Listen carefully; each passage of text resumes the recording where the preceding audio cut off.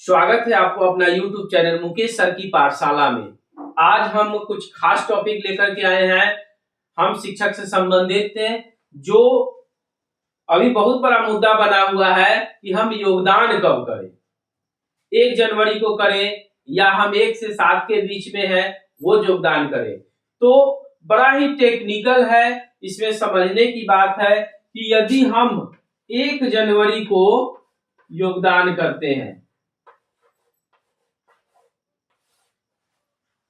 1 जनवरी को हम योगदान करेंगे तो उसको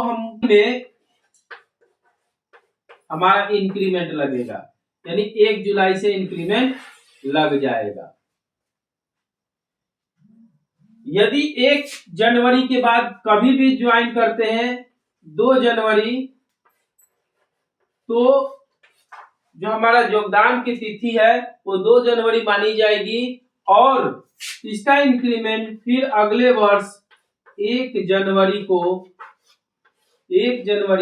2026 को ये इंक्रीमेंट लगेगा। तो ये समझने वाली बात है कि 1 जनवरी को यदि हम योगदान कर लेते हैं तो जुलाई में हमारा इंक्रीमेंट लग जाएगा। यदि 1 जनवरी, तो ये भी, इसमें भी थोड़ा सा टेक्निकल बात है। टेक्निकल बात इस कहने का मतलब है कि अलग अलग कैटेगरीज के जो हम लोग शिक्षक हैं वो उनको कैसे योगदान करना है। बहुत सारे लोगों की बहाली की जो है प्रक्रियाएं अलग थी। कोई 2003-05 में ज्वाइन किए हैं, कोई 6-7 में ज्वाइन किए हैं। तो इसमें भी अलग अलग समझेंगे अलग अलग प्रकार के शिक्षकों को कि वो कब ज्वाइन करेंगे तो उनको कब फायदा होगा। तो बहुत सारे शिक्षकों को 1 जनवरी को इंक्रीमेंट होता है, तो 1 जनवरी को यदि वो इंक्रीमेंट लेते हैं तो उनके लिए एक इंक्रीमेंट वैसे भी वो बैक हो जाएंगे। और जो लोग हमारे पुराने नियोजित है उनको 1 जनवरी को योगदान करने से परेशानी हो सकती है, उनको एक इंक्रीमेंट कम हो जाएगा, क्योंकि 1 जनवरी को तो पुनः उनको एक इंक्रीमेंट मिलना ही मिलना है। हम आपको एक एक करके सब पर चर्चा कर रहे हैं जिसको हम लोगों को समझना है। तो मेरी वीडियो थोड़ी लंबी हो सकती है, तो आप पेशेंस बनाए रखिए। हम एक एक पर बात करेंगे कि जो 2003-05 में ज्वाइन किए हैं उनका बेसिक सैलरी क्या होगा, अभी वर्तमान में क्या है। यदि वो 1 जनवरी को ज्वाइन करते हैं तो उनका बेसिक सैलरी कितना होगा, यदि वो 2 जनवरी को ज्वाइन करते हैं तो उनका बेसिक सैलरी कितना होगा। है एक ही दिन का अंतर, लेकिन बहुत सारा अंतर है। नियोजित शिक्षक हमारे जो है 2006 में ज्वाइन किए हैं उनका बेसिक, अभी 2013-14 में टीईटी से ज्वाइन किए हैं उनका बेसिक, और जो 2020 में ज्वाइन किए हैं उनका बेसिक, सब पर एक एक करके हम बात करेंगे। तो हमारे वीडियो के साथ आप बने रहिए। यदि आप हमारे चैनल पर नए हैं तो चैनल को सब्सक्राइब कीजिए, लाइक कीजिए और नोटिफिकेशन में बेल आइकन को ऑन कर लीजिए ताकि आपको नए नोटिफिकेशन आपको समय से मिल सके। तो हम चलिए शुरू करते हैं। आप तो आइए आज हम बिहार विशिष्ट शिक्षक नियमावली 2023 की बात कर लें।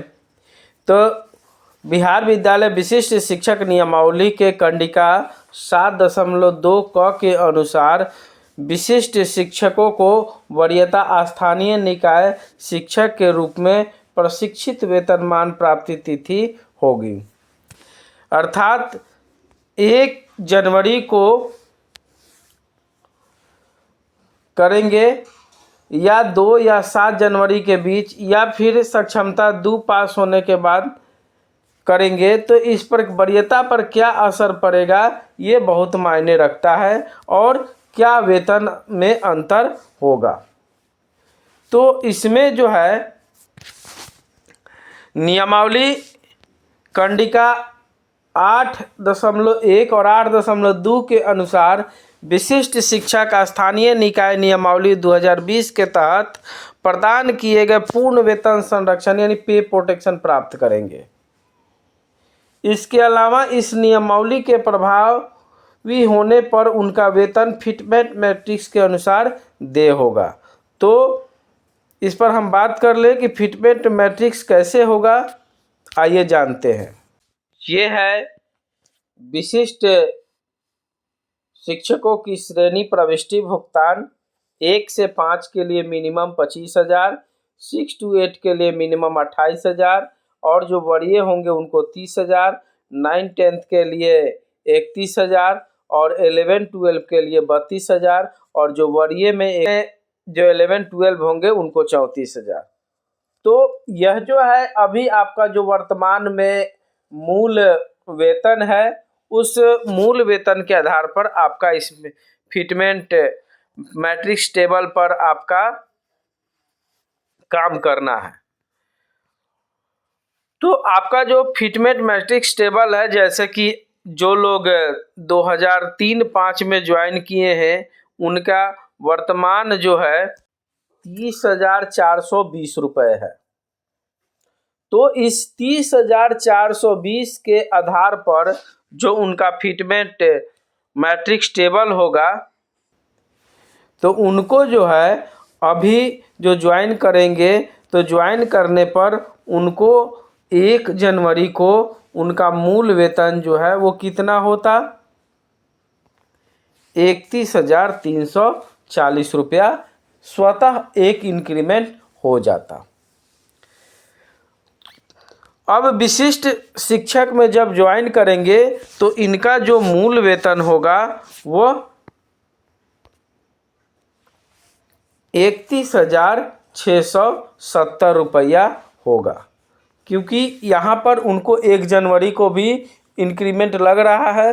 तो जैसे कि हमारा विशिष्ट शिक्षक नियमावली में दिया हुआ है, वह है कंडिका 8.1 और 8.2 के अनुसार कि विशिष्ट शिक्षक स्थानीय निकाय नियमावली 2020 के तहत प्रदान किए गए पूर्ण वेतन संरक्षण यानी पे प्रोटेक्शन उनको मिलेगा। इसके अलावा इस नियमावली के प्रभावी होने पर उनके वेतन फिटमेंट मैट्रिक्स के अनुसार देय होगा। तो जो फिटमेंट मैट्रिक्स है, तो फिटमेंट मैट्रिक्स के आधार पर वेतन जो है अब 31,670 रुपया हो जाएगा। इसी तरीक़ा से क्लास 6 से 8 में जो लोग ज्वाइन हैं 2013 और 14 में, उनका जो बेसिक है अभी प्रेजेंट में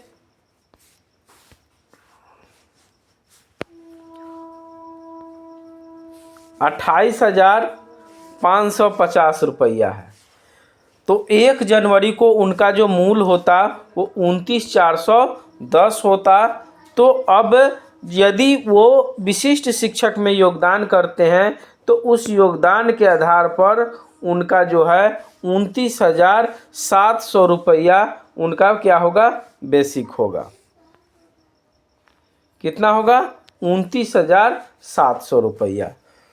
तो ये समझना है कि हमको आखिर कब योगदान करें कि हमको फ़ायदा होगा। तो फ़ायदा आपको 1 जनवरी को ही योगदान करने से होगा, चाहे वो जिस कैटेगरी के शिक्षक हों। जब आप 1 जनवरी को योगदान करेंगे तो आपको जुलाई में इंक्रीमेंट लगने की प्रबल संभावना है। नहीं तो अगर आप 2 को ज्वाइन करते हैं तो आपको फिर अगला इंक्रीमेंट जो होगा वो जनवरी में ही होगा। तो एक इंक्रीमेंट का आपको हानि हो सकता है। तो आप निश्चित रूप से आप एक एक आंकड़ा को जब मिलाइएगा तब पता चलेगा कि हमारा वेतन जो है वो कम हो रहा है या ज़्यादा हो रहा है। तो बहुत कम का अंतर हो रहा है। तो इस तरह से आप निश्चित रूप से इस बात को समझिए कि हमें करना क्या है।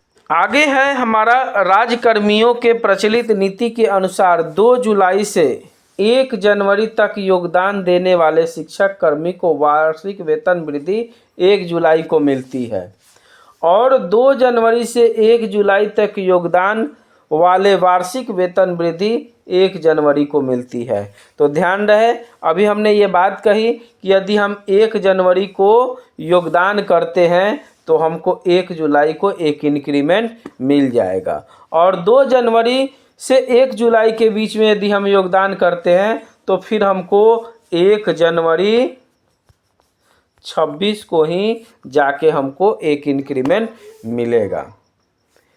इसकी व्याख्या जो है, आप जब पत्रांक 19 और 4/10/2019 में इसकी व्याख्या किया गया है कि कब योगदान करेंगे तो कब हमको इंक्रीमेंट मिलेगा। बातों को एनालिसिस करते हुए ये अंतिम निर्णय निकलता है कि यदि हम 1 जनवरी 2025 को योगदान करते हैं तो हमारा योगदान करना क्या होगा, बेहतर होगा। तो आशा करते हैं कि सारी बातें आपको समझ में आ गई होगी। यदि आपको बातें समझ में नहीं आई है तो आप कमेंट बॉक्स में उसको आप प्रश्न कीजिए, और हम जो अगला वीडियो है आपको पार्ट वाइज एक एक करके बेसिक क्या होगा, उनका डीए क्या होगा, उनका मेडिकल और टोटल एनपीएस में कितना कटेगा, नेक्स्ट वीडियो लेकर के हम आपके बीच आएंगे। और यदि आप हमारे चैनल पर नए हैं तो हमारे चैनल को सब्सक्राइब कीजिए, लाइक कीजिए और नोटिफिकेशन में बेल आइकन को ऑन कर लीजिए। अंत समय तक बने रहने के लिए आप सभी को धन्यवाद।